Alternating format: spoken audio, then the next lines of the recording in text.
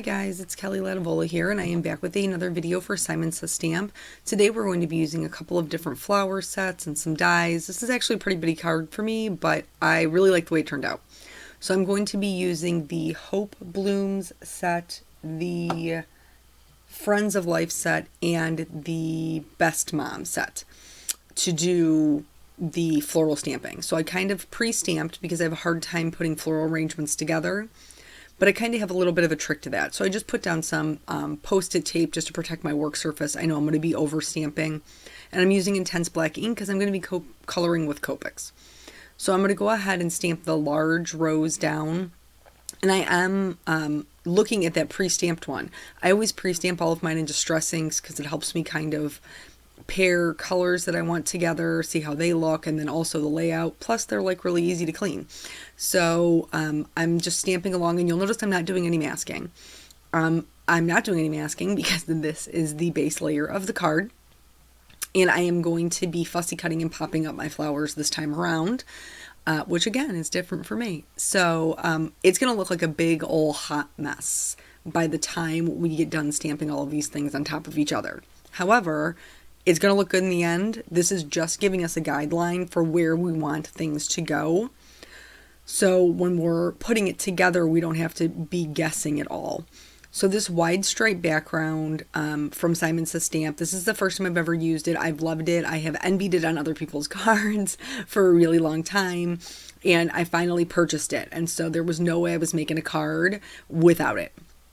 So the first time I use a stamp like this, I kind of like smear my ink pad around, and then I went ahead and stamped it down. Now you'll notice my card was flush with the left-hand side of my Misty, and I'm giving it what I call Sherry Carroll CPR, and I got a really, really good impression. But because I had it flush with the side of the Misty, it didn't stamp all the way to the edge. So I thought, okay, no problem. That's why I have a Misty. I'll just stamp it again. And then I gave it Sherry Carroll CPR again. And then I managed to get some ink in the middle of my stripe. So after staring at it for 5 minutes, I was like, no, I tell people all the time, I'm not starting over again. And I'm not starting over again. I did all that flower stamping, not doing it, folks. So I decided to go in with some Salty Ocean Distress ink and just come up from the right-hand corner. Then I stamped all the flowers again. I'm working both white cardstocks are Nina 80-pound cardstock. And so I stamped them all out, same intense black ink, and then we're going to do the coloring.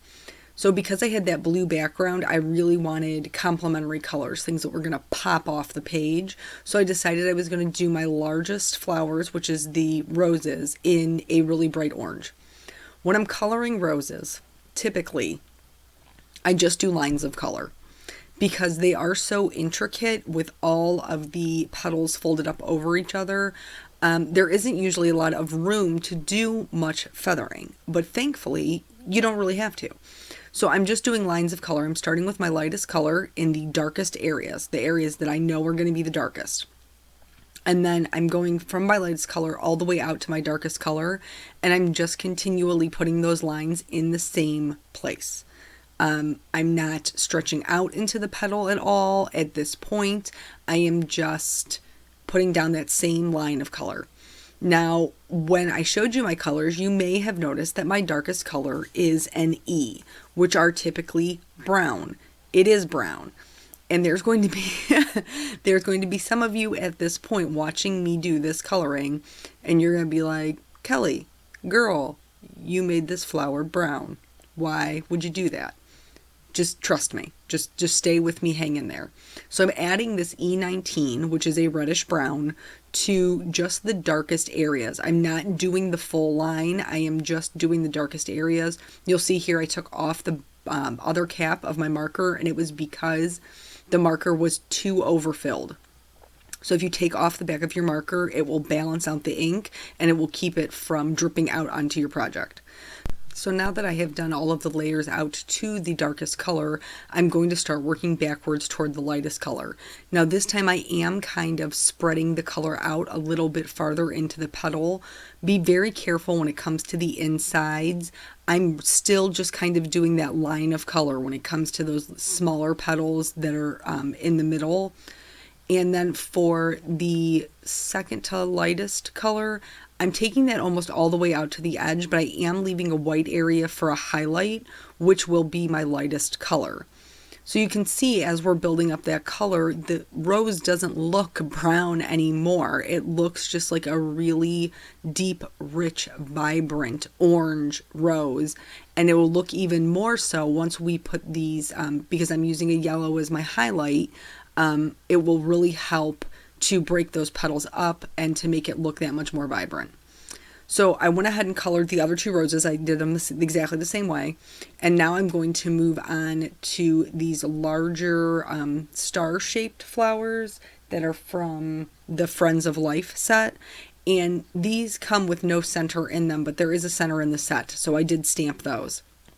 This time when I'm coloring, I'm doing the same thing. I always work lightest to darkest, darkest to lightest. However, this time there's a whole lot of open real estate here, and I am going to do feathering. So I'm feathering from both the middle center of the flower and also the edge of the petals. When you color like this, where there's two dark points, it helps your flower to look as if it's opening up. So it's going to give those petals a more rounded appearance because the highlight is in the center of the flower.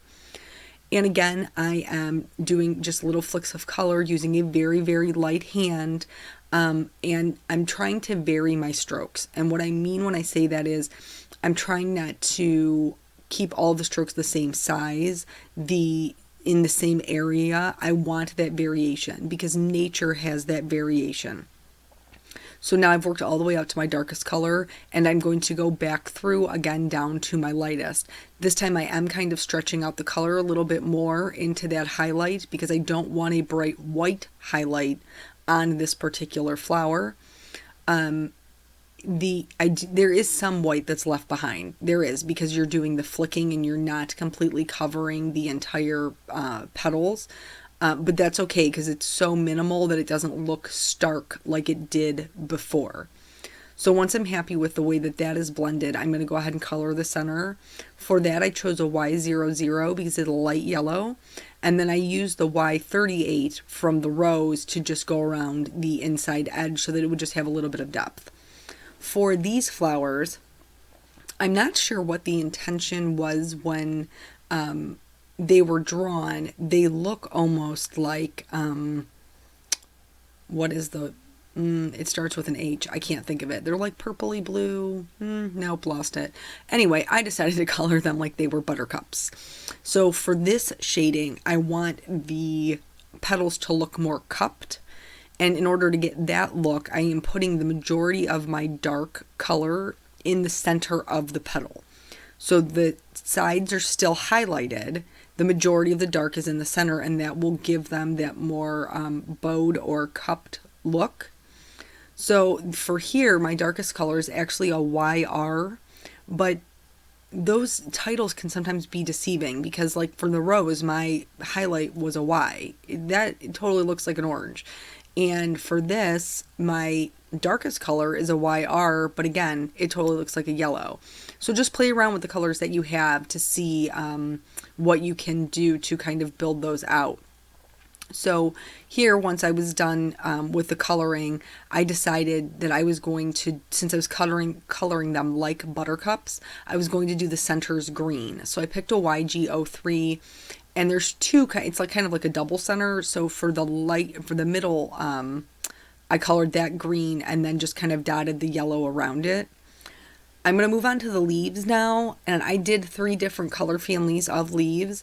You'll see here I'm using this BO2. The reason I'm using the BO2 is because I am absolutely not fussy cutting out every single one of these petals. It's not happening. So I want to keep it as one piece. And in order to do that, I have to match my background on my card. So for me, it was a BO2, matched the salty ocean the best. And then I'm just filling in the rest of those petals with my lightest green color. For the shading, this is super simple. I'm just flicking color in my medium and then dark tones from the base of the leaf. I'm not going all the way up the leaf. I'm going about midway. And I'm just doing really just one little flick, just enough to give it some depth.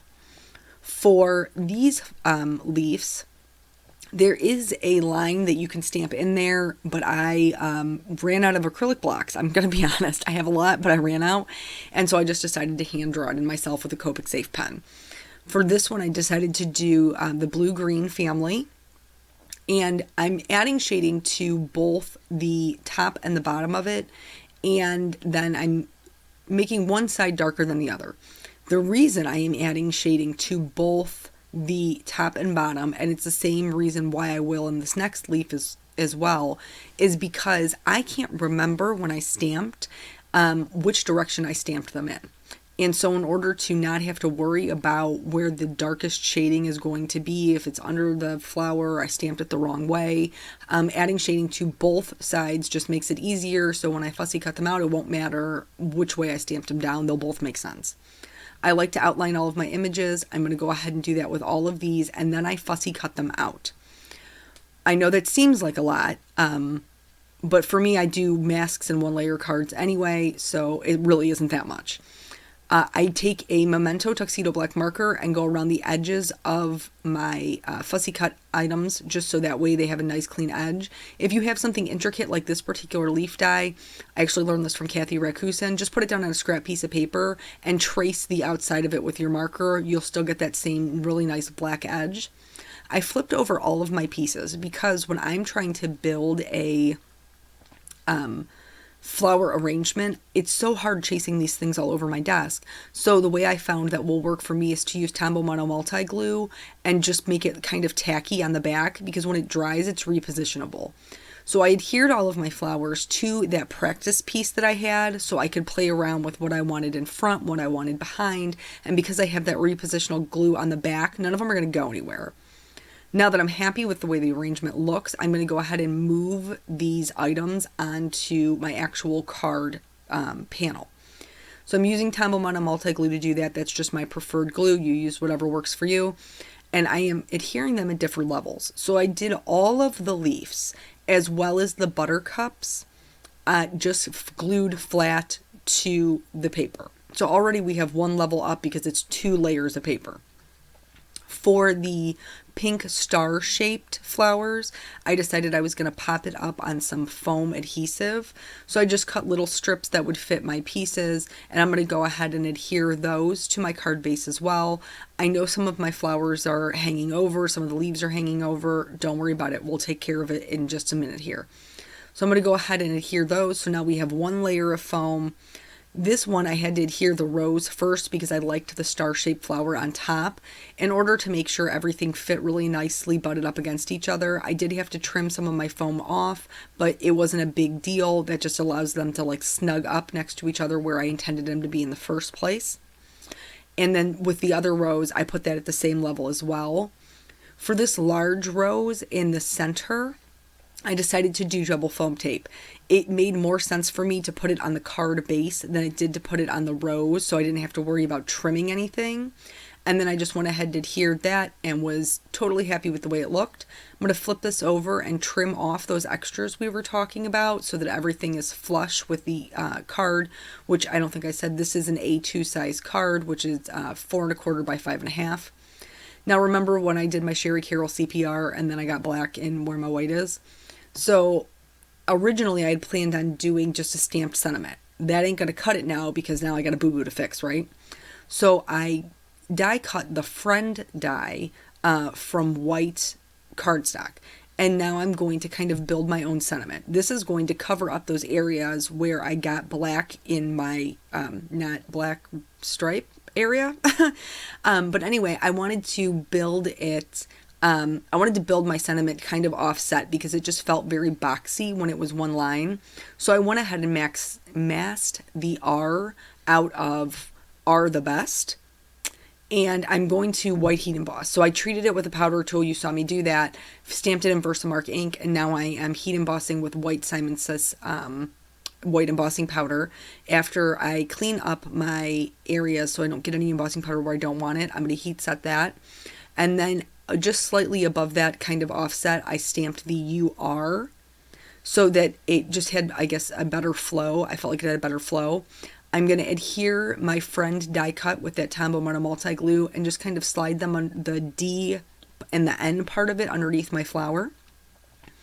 And then this actually, in real life, you can read the friend really easily. The color that is in the background is dark enough that it's very easy to read. I'm going to add some clear sequins in 2 different sizes from Pretty Pink Posh just to kind of offset that sentiment. Anyway, when I took the photos, the friend is very, very hard to read, but in real life it totally is legible, and I wish the photos had came out better, but they didn't. I added some clear Wink of Stella for some shimmer, and then that's basically the entire card. This is a little bit busier for me, but I still think it's really beautiful, and even though I had to change the sentiment, I still have a friend in mind to send it to, so it all worked out. Thank you guys so much for joining me. I hope you found something that will inspire you to be creative, and I will catch you guys on the next video. Bye.